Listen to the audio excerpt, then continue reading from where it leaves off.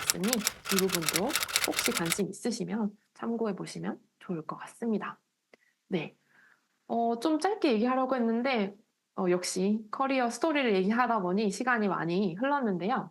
두 번째 장은 어떻게 보면은 제 개인적인 커리어 이야기보다는 커리어를 쌓아오면서 제가 느끼고 관찰한 것을 분석한 내용이라고 봐주시면 좀 더 재밌을 것 같습니다.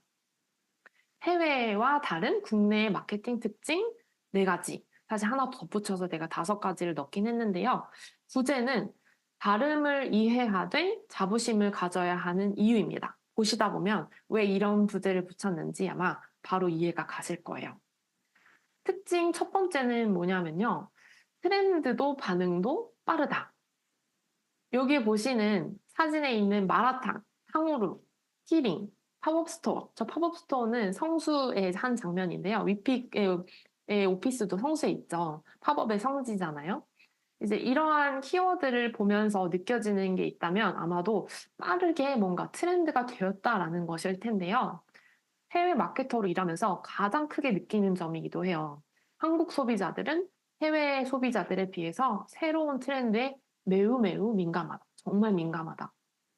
그래서 기업과 마케터들이 이렇게 변화하고 있는 트렌드를 빠르게 캐치해서 빠르게 반응하는 게 너무 중요합니다. 이 중요함의 의미가 저는 사실 생존과도 직결된다라는 생각까지 이르게 되었는데요. 빨리빨리 시장을 읽고 소비자가 원하는 것을 읽고 그거를 제품이나 서비스로 내어놓는 것이 기업한테는 정말 중요하지 않을까 하는 생각을 하게 됐습니다. 특히 우리 국내에서 한정해서 얘기를 하면 그렇다고 생각이 들고요. 두 번째 특징은 어떻게 보면 특징 1하고도 좀 연관이 되어 있는데요. SNS와 인플루언서의 영향력이 진짜 강력하다는 점이에요. 특히 유튜브랑 인스타라는 매체가 정말 많이 사용되고 있죠. 다들 한 번씩 들어보셨을 그런 내용일 텐데요.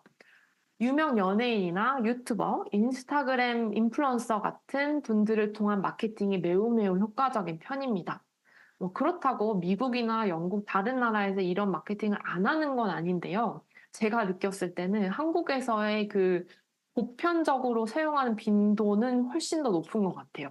전 산업에 걸쳐서 인플루언서 마케팅이 굉장히 활발히 이루어지고 있다. 그 이유를 한번 생각해 보면 가장 큰 거는 사실 인플루언서를 신뢰한다라는 점일 것 같아요. 미국이나 영국 같은 외국이랑 비교를 해보면 이들은 조금 약간 비판적인 시각을 좀 많이 갖고 있는 것 같고요. 나라 자체에서도 이런 인플루언서를 통한 마케팅의 규제나 규범 같은 것들이 조금 우리나라보다는 허들이 높은 편입니다. 그렇기 때문에 신뢰도가 높고 사람들이 좋아하니까 당연히 기업이나 마케팅을 하는 사람들 입장에서도 좀 더 많이 인플루언서를 활용하게 되는 거겠죠. 세 번째 특징은요, 해외와 조금 마케팅 메시지 소구점이 다르다는 거예요. 제가 최근에 개인적인 사정으로 잠깐 한국에 다녀오게 됐는데요. 다녀오고 나서 훨씬 더 강하게 느낀 점이기도 합니다. TV를 보고 또 영화관에서 광고가 나오는 걸 보면서 아, 정말 우리나라는 소비자들의 감성에 소구하는 그런 경향이 있구나라고 느끼게 되었는데요. 이성적인 판단보다는 감정적으로 좀 공감이나 반응을 유도하는 형태의 메시지가 참 많다고 생각이 들었습니다. 그래서 제품의 기능이나 또 제품 자체보다는 사용 경험 혹은 감성적인 가치, 뭔가 가치를 조금 더 강조하는 편인 것 같고요.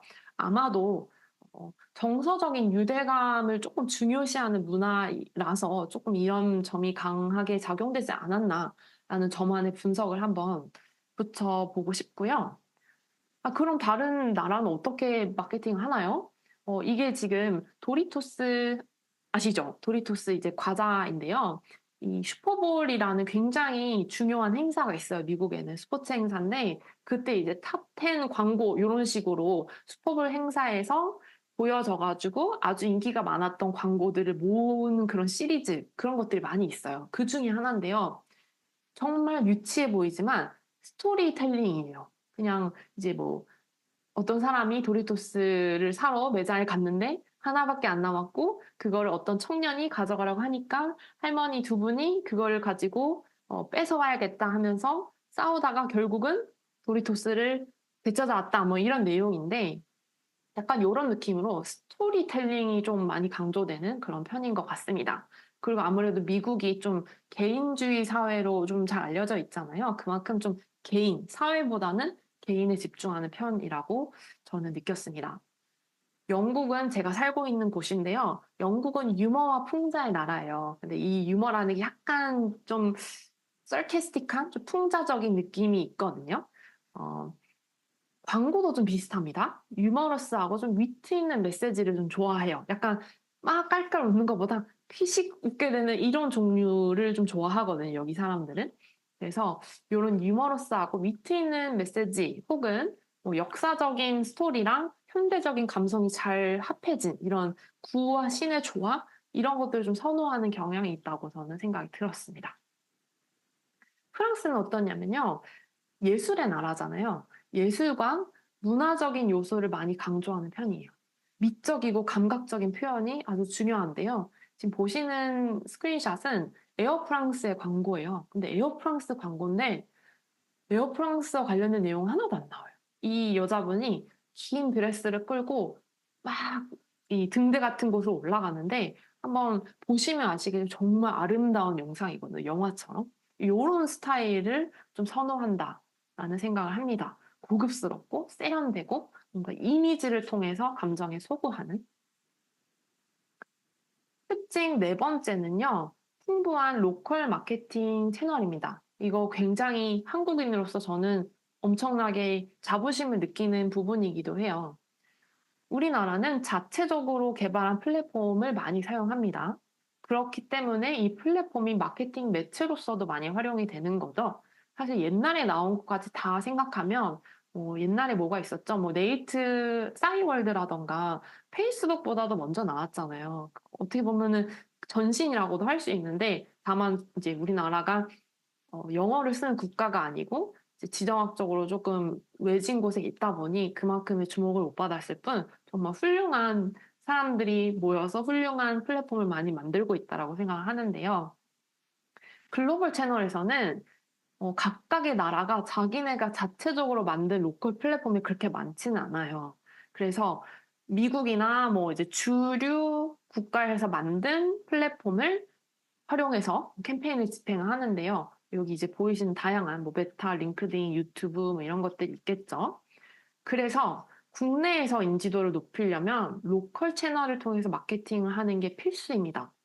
그래서 사람들이 제가 외국 회사를 다니다 보니까 한국 시장을 뚫고 싶다라고 얘기할 때 좀 간단하게 생각하는 경향이 있는데, 저는 개인적으로 한국 시장을 뚫는 거는 정말 정말 어려운 일이고, 여기를 뚫으면 다른 어느 나라도 뚫을 수 있는 그런 저력이 있는 브랜드일 거다라고 생각이 들 정도예요. 보시는 것처럼 다양한 채널이 있는데요. 나라마다 좀 선호하는 채널들이 많아요. 서로 달라요. 그래서 미국 같은 경우는 국토가 엄청 넓죠? 그렇다 보니까 우리나라처럼 팝업 이벤트가 이렇게 활성화돼 있지는 않아요. 그게 사실상 불가능해요. 왜냐면 밀도가 높지가 않기 때문에. 대신에 장거리 운전을 많이 해서 운전하면서 듣는 팟캐스트 같은 채널이 조금 더 인기가 있어요. 근데 우리나라 같은 경우 팟캐스트를 뛰어넘어서 이제 영상을 바로 가버린 거죠. 그리고, 어, 네, 이렇게 약간 나라의 특성에 따라서 그 나라를 구성하는 민족의 특성에 따라서 마케팅 채널 또한 많이 달라진다.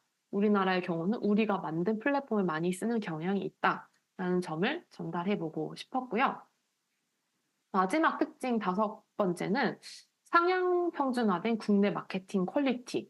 저는 이 부분에 있어서 굉장히 큰 자부심을 느끼고 있습니다. 동시에 조금 어려운 점도 있다라는 생각이 드는데요.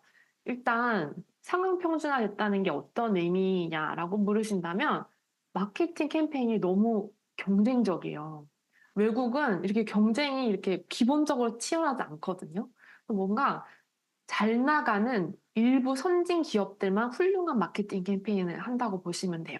근데 한국은 이 퀄리티 자체가 글로벌 기준으로 봤을 때 매우 높은 수준이에요. 작은 브랜드들도 너무 마케팅을 잘하는 거죠. 두 번째는 고객 서비스와 경험을 중시하는 편인 것 같습니다. 이러한 의미에서 퀄리티가 높다라고 생각이 들고요. 이것도 역시나 경쟁이 심하다는 거에서 좀 연관이 있다고 생각하는데요. 고퀄 제품과 서비스가 많고 가격은 또 낮아요. 왜냐면 경쟁이 치열하니까. 그렇다 보니 소비자들의 높은 기대치에 부응하기 위해서 뭔가 고객 서비스와 경험을 중시하는 그런 경향이 있다. 그리고 트렌드가 빠르고 제품 또한 혁신적으로 많이 출시가 된다. 이 속도는요, 사실 서구 브랜드가 거의 따라오기 어려운 속도라고 보시면 될 것 같아요. 제 개인적으로 정말 그렇게 생각하거든요. 그래서 우리 한국의 마케팅이 가진 어떤 부족한 점만 조금 극복을 하면 글로벌 시장에서 충분히 경쟁력이 있다고 생각하고 더 많은 브랜드들이 글로벌 시장에 진출했으면 좋겠다라는 바람도 있어요, 저는. 마지막으로 디지털 마케팅과 이커머스가 많이 발달했다. 왜냐면요, 인터넷 보급률도 엄청 높고요. 속도도 굉장히 빠릅니다. 실제로 미국 가보면 샌프란시스코에서도 우리나라 인터넷만큼 그렇게 빠르지가 않은 것 같아요.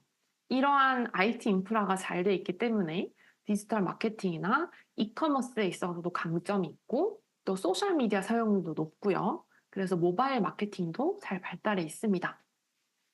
그리고 또 하나의 특징은 외국보다 데이터 분석을 굉장히 잘하는 편인 것 같아요, 한국은. 그리고 좀 보편화되어 있고 사람들이 데이터를 활용하려고 노력을 많이 하는 것 같고요.